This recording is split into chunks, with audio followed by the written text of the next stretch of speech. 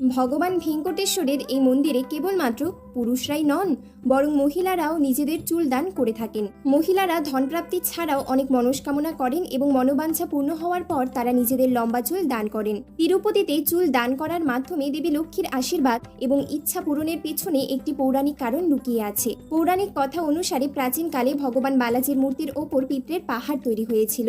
প্রতিদিন একটি গরু ওই পাহাড়ে আসতো এবং দুধ দিয়ে চলে যেত। এতে গরুর মালিক ক্ষিপ্ত হয়ে কুড়ুল দিয়ে গরুটিকে মেরে ফেলেন। এই আক্রমণে বালাজির মাথায়ও আঘাত লাগে, সেই সঙ্গে মাথার চুলও পড়ে যায়। তারপর তার মা নীলা দেবী তার চুল কেটে বালাজির মাথায় রাখলেন। এতে করে ঈশ্বরের ক্ষত সঙ্গে সঙ্গে সেরে যায়। এতে প্রসন্ন হয়ে ভগবান নারায়ণ বলেন যে চুল শরীরকে সৌন্দর্য প্রদান করে এবং আপনি আমার জন্য কত সহজে তা ত্যাগ করে দিলেন। এই জন্য আজকে থেকে যারাই আমার জন্য চুল ত্যাগ করবেন তার সব মনের ইচ্ছা পূরণ হয়ে যাবে। তখন থেকে ভক্তরা বালাজির মন্দিরে এসে নিজের চুল দান করেন।